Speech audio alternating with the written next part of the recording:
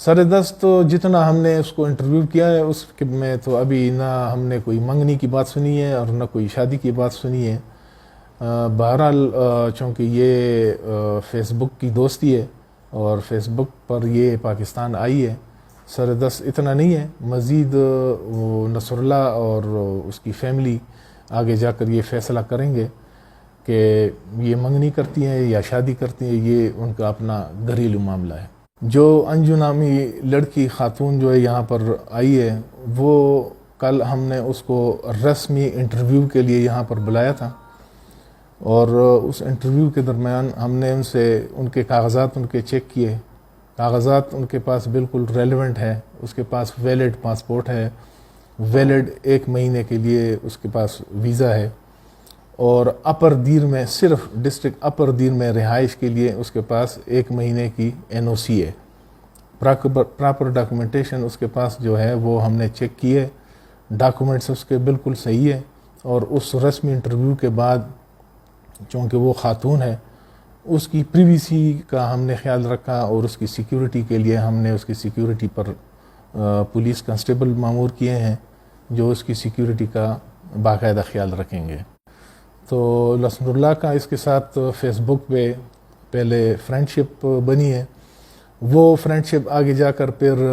دوستی میں تبدیل ہوئی، اور دوستی چلتے چلتے پھر پیار میں تبدیل ہوئی ہے، اور اس نے باقاعدہ 2022 میں اس کے ویزا کے لیے پاکستانی ایمبیسی ان انڈیا کو ریکویسٹ بھیجی ہے کہ اس کو ویزا جاری کیا جائے، اور اسی نصر اللہ کی اسی ریکویسٹ پہ وہاں پر پاکستان کی ایمبیسی نے اس کو 1 مہینے کے لیے 30 دن کے لیے ویزا جاری کیا ہے، اور اس ویزا پر وہ باقاعدہ واگا بارڈر پر امیگریشن کرتے ہوئے یہاں پر آئی ہے، اور لاہور تک